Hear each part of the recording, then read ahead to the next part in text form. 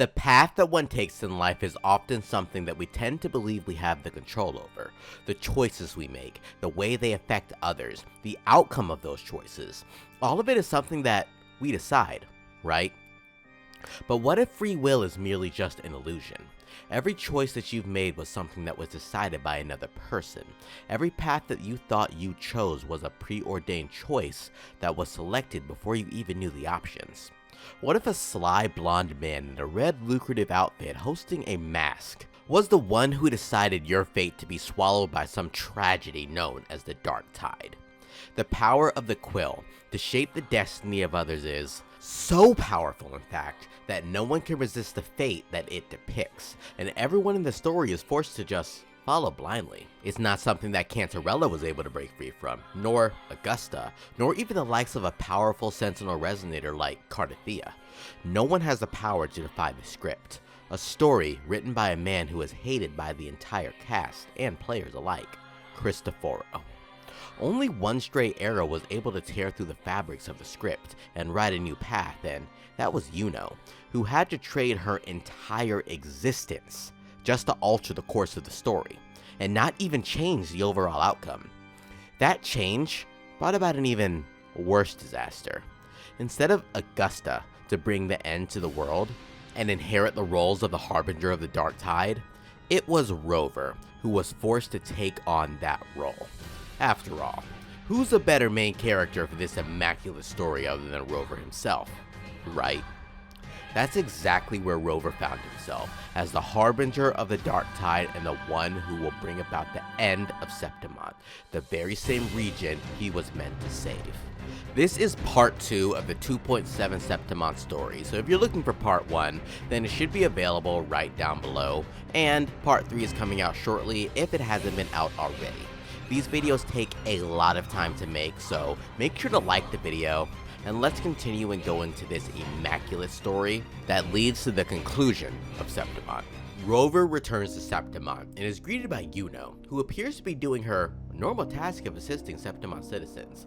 Despite her existence being completely erased, it appears that in the short time that Rover has been gone, she's been busy, warming up to the citizens of Septimont, and especially to Augusta, and regaining her previous prowess as a dependable force within Septimont. And she's gotten exceptionally close to her Augusta. Oh, let me introduce you. Augusta, this is... You know. We know each other. A lot happened while you were off adventuring. You missed some fun. It is strange. From the moment we met, it felt like we were cut from the same cloth. Like we'd known each other before. She might seem unmoored, but when the storm hits, she holds fast. The war against the Leviathan is something that the gladiators of Septimont have always been awaiting, and now is the time to come together. Lupa, Augusta, Yuno, and every force who calls themselves as part of Septimont are ready to stand against the Dark Tide, and they set forth together with Rover to defend their homeland. The Anchor Obelisk was the entity that they were meant to protect. It is a force that is supposed to hold in the Dark Tide, but the Dark Tide was going forward to destroy this obelisk. The creatures spawned from the Dark Tide were quite a force for the gladiators, but something was different. They were smart, strategic. They weren't just mindless spawn creatures who had just randomly been attacking before. They had a purpose, a goal, and with that coordination, they proved to be far too powerful. The gladiators would fight, but they were getting overwhelmed. There are just too many of them in too many different places. How could they ever hold out against so many? Out of the catacombs of Rinascita, every allied force has appeared to push back the Dark Tide. The Montellis, the Frasalias, Chacona's merry band of bards, Brant's pirate gang, and the church under the Imperator. They've arrived to defend the obelisk, but how? All available balloon bearers have arrived in Rinascita. We're standing guard at Averado Vault, and Booling is already en route to reinforce Septimont. When the Thrunodian blindsided us in Jinzhou, we ate some quest. But this time, the Black Shores will show the world who we really are. The Black Shores, the organization that is devoted to stopping the wave-worn phenomenon, have come through to help bolster the defenses of Rinascita and push back the dark tide. Standing in front of the Montelli Bank, Carlotta's father is punishing the dark tide spawns who stand before him, and the bloom bearers of the Black Shores have come to defend Rinascita. Camellia, Encore, Shorekeeper, and even Calamurca, an unknown mercenary, has come to defeat the forces that threaten Septimon. Don't worry, we... Before we let you go! Feed my blossoms, self-deceivers! So you don't have... Unleash the fans. The Black Shores would align themselves with Rinascita and would hold down the defenses of the citizens and leave Rover to handle more pressing issues. With the break from the pressure of the dark tide, the immediate threat of the tide spawn was not quite dealt with yet. The purpose of protecting the anchor obelisk is because it acts as a barrier to lock in the tide spawn and the dark tide in place. They needed to activate it when the dark tide is contained, so that when the Leviathan was killed, the dark tide would be completely vanquished. Galbrena, who has always been on the hunt, moves forward with her plan, and with her taking the lead, she would trust for Rover to follow and make sure that everything was in order. She would dive headfirst into the dark tide, the place where Augusta and Rover had sealed its presence, and she would kill the Leviathan. The hunt had finally begun. See you all in hell.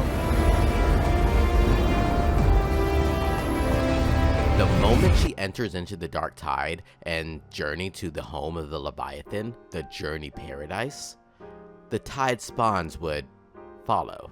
They would have to protect the Journeying Paradise, and that was all a part of Galbrena's plan. Once they would actually come back to defend their very home, the home of the Leviathan, Augusta and her team would be able to activate the obelisk, trapping all of the dark tide back where it belonged. With Galbrena having set forth to hunt, she would need to be followed in order to make sure that her presence isn't destroyed by the dark tide.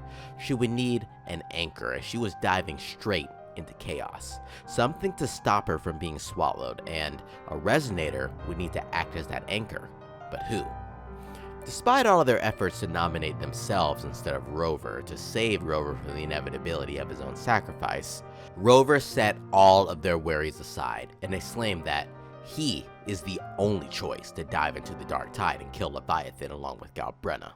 Galbrena was the only other person who actually could naturally resist the dark tide, so of course, she already went and he had to accompany her. Besides, they had a plan, right? All they had to do was enact that plan and maybe everyone could come home. As the remaining forces prepare to depart, an enigmatic swordsman from Jinzhou appears, the very same man who has been hunting a particular fugitive who escaped confinement not too long ago. The capital sent me to retrieve a fugitive and gather intel on the Thenodian's resonator.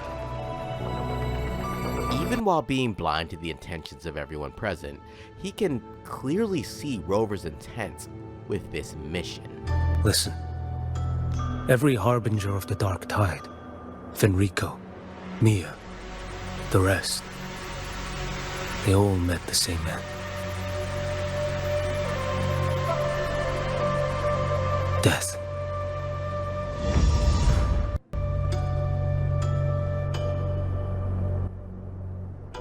Rover knows the stakes. He knows what the possibilities are, but nonetheless, he has a job to do.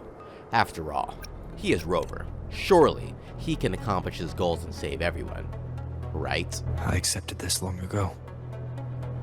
I never act with sacrifice as a given. Not even my own.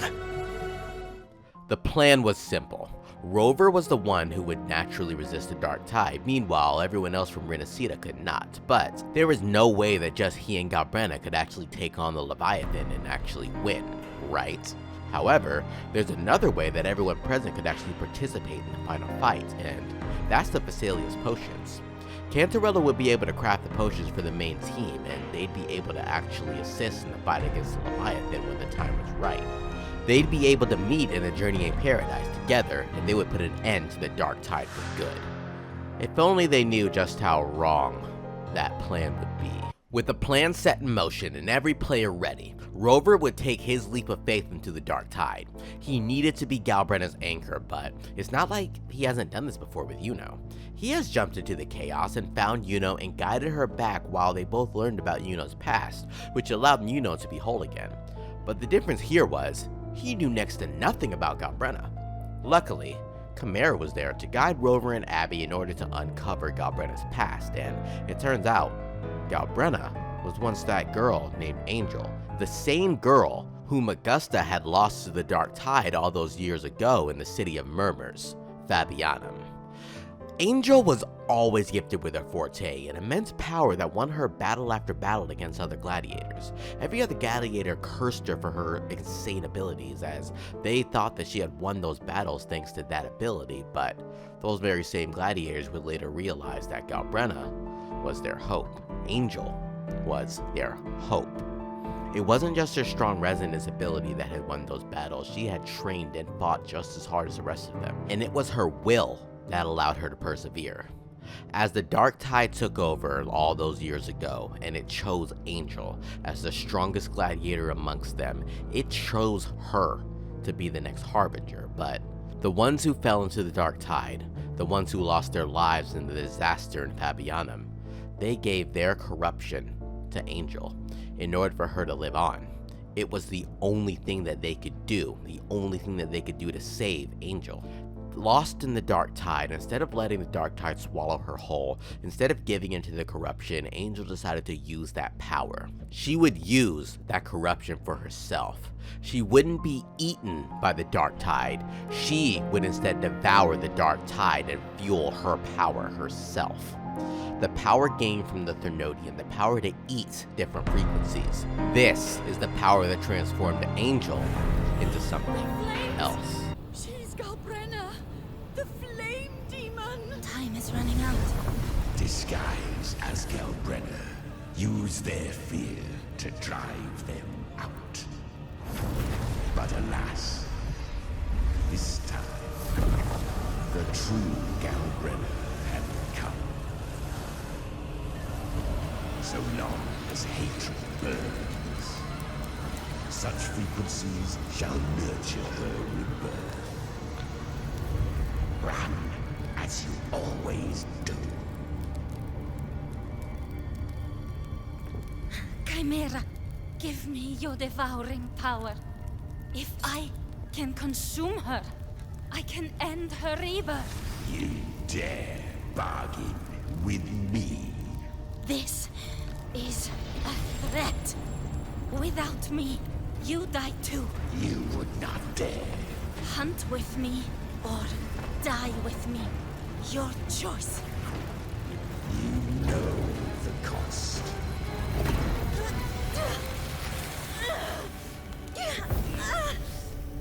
Then before that, I'll tame you. But for now, that undying demon will fall beneath my blade!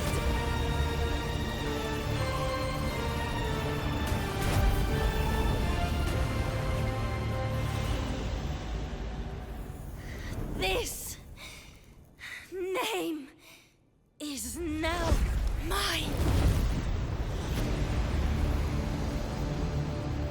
To wield this cursed fire with sanity, you will suffer considerable pain.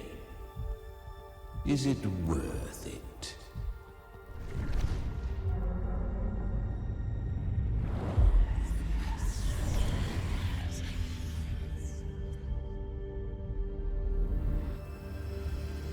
Let's go. The hunt continues. A feast of tacit discords is what shaped Angel, no, Galbrena's existence. And having uncovered the truth of Angel, Rover would finally unite with Galbrena, and they would finally be able to destroy the Tide Spawn before them. Having traveled across the bounds of the Dark Tide, they would actually approach and arrive before true hell, the Styx Lake. The very same place where All Souls meets, and the very same place where even Chimera was born. The very same tacit discord that had been guiding us, and the very same tacit discord that Galbrena had conquered and shared a body with. Charon, the entity within the Styx Lake, is a being who is capable of passing these treacherous waters. This is the only way to reach a journey in paradise, otherwise the dark tide would consume Rover and Galbrena. With the cost of 1 credit given by Galbrena, Charon would guide both Galbrena and Rover, but he would be guiding them straight into hell. With their arrival to the other side of the lake, Galbrena and Rover would finally be able to make it to the final anchor stone that Augusta had set up all that time ago. With the preparation set and everything in order, all they had to do was contact Augusta and finally enact the plan to destroy the Threnodian for good. But just as they began communications, something cut off that call. Yes, we saw it. The anchor stone has been activated. Sooner than expected. My family's potions are ready, but please, a word. It's been crafted from the Threnodian's venom. Outside the corruption's reach, it induces hallucinations, warping your senses and clouding judgment. If you aren't immediately entering the dark tide, I advise you all not to drink it.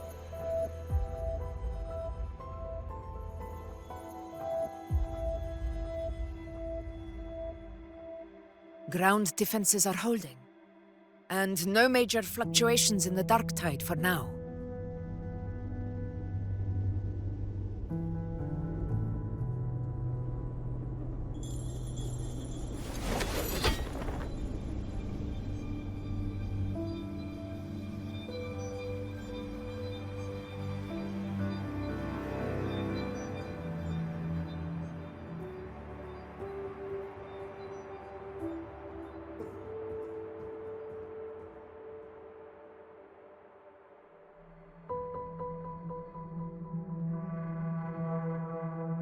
Everyone. Wait! An intense frequency suddenly. It's moving towards the Western Front.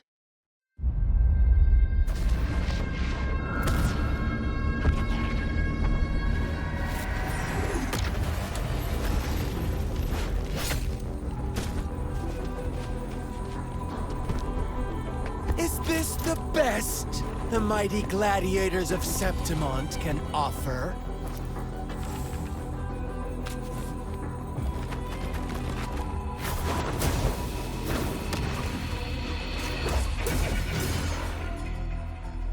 Grand finale deserves grandeur. How can such a dull act satisfy the audience?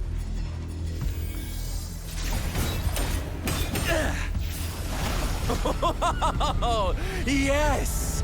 Now this is a scene fit for the final act.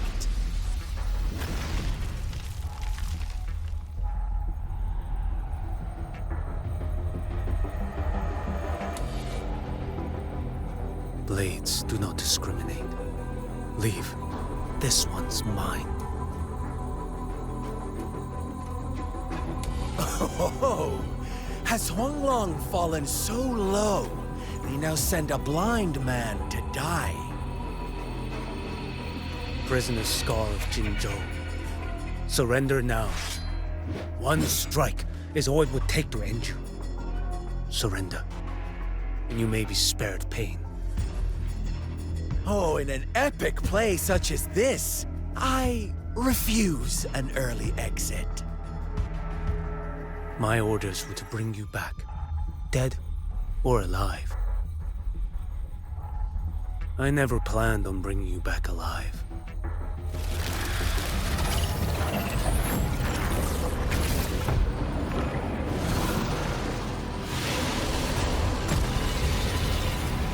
Your head belongs to me.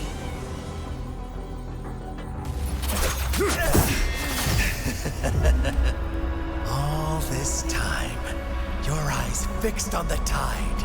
Never once did you see the threat in the sky. Annihilation. Right on time!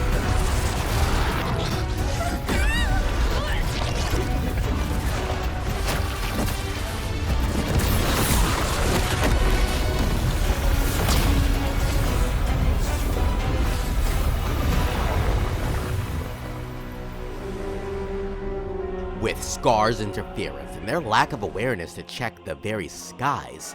Frolova, whom everyone thought was out of the picture, would be able to land a sneak attack on the barrier holding in the Dark Tide, and with that, it would break. With the broken barrier, hell would be unleashed upon Septimon. They weren't able to drink the potion, they weren't able to steel themselves, they were not ready to be absolutely consumed by the Dark Tide. This was all set into motion by the Fracsidus, who knew their strategy all along. This was thanks to the script that they had all been following, that Cristoforo had been crafting, but we have more than just Cristoforo to worry about. Charon, as they called him, who we had known to be a character who just was written into the story, but following the realization that that assumption was the biggest mistake that they could make, Galbrena and Rover would realize that they were trapped inside this place. The Anchor Stone has been activated.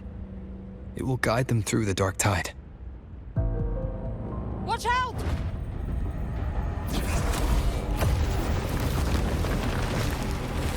Fret not. Soon you and your companions shall reunite in the boundless embrace of eternal night. The Fracsidus must think highly of us. Even you're here. No wonder the Beholder couldn't read your frequency. It can't pierce something as ancient as the concept of death. There's only one person who can do that. The thousand-faced survivor. The Grand Architect of the Fracsidus, Schwarzlock. But I doubt that's your real name, huh? The children have toiled to script this grand spectacle and bend apart for me. How could I deny their goodwill? I have slumbered in shadow for too long. This old vessel yearns to stir. The very person known as the Grand Architect of the Fracsidus, Schwarzlock. It is he who leads the Fracsidus, and it is he who sets forth this plot. He had played along with Rover and Galbrena's request, pretended to be another passerby NPC, but in reality, it was a ploy to trap them inside this area so that they could finally be dealt with, as they were the only threat to the Leviathan. But still, Rover still had unfinished business ahead, as Cristoforo and the Leviathan were still enemies to be dealt with, so it was up to Galbrena to take on the Grand Architect, or the so-called leader of the Fracsidus. But could Galbrena, someone who had mastered the techniques of consuming frequencies, could she fight against such a powerful entity? The power of the leader of the Fracsidus? Would Galbrena be able to fight and kill Schwarzlock?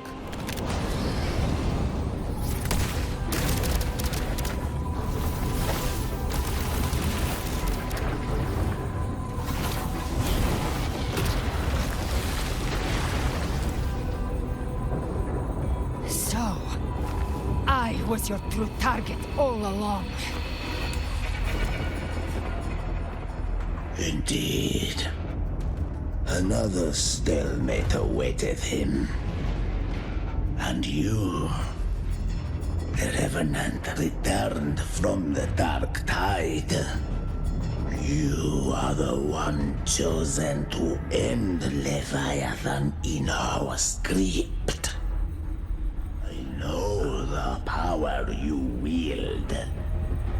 Left unchecked, it unravels the fabric of our play. And so, I must still your steps here.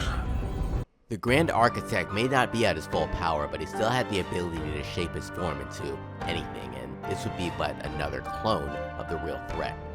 Still, he is a powerful enemy indeed. So, you think you stand above humanity, huh? Whatever. I don't give a damn about you or your grand ideals. I only need one reason to take you down. You're in my way. At the end of the day, the Grand Architect was in Galbrena's way, so she would eliminate the target. But as Galbrena attempted to fight, she would be defeated. Schwarzlock was able to eliminate the tacit discourse that were in Galbrena's body and render them useless, which left Galbrena just a simple shell. Could Galbrena beat such a powerful enemy without her full power? Despite Galbrena's efforts, it was all in vain. She had fought so hard, traveled so far, but her power was not enough to pass by the person who was standing in her way. She had lost her power, standing there impaled, defeated, but she looked forward. She still had her will. This blood, it should be enough. My flames could never reach you before, but now it's time you pay for your actions.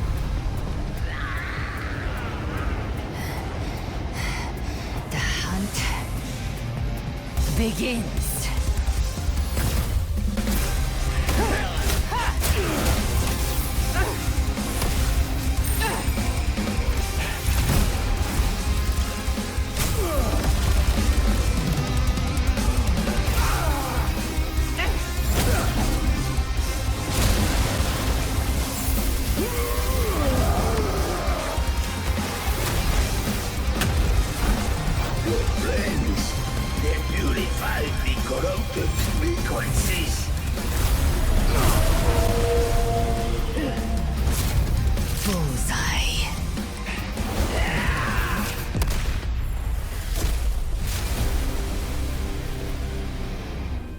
May the flames light your way home.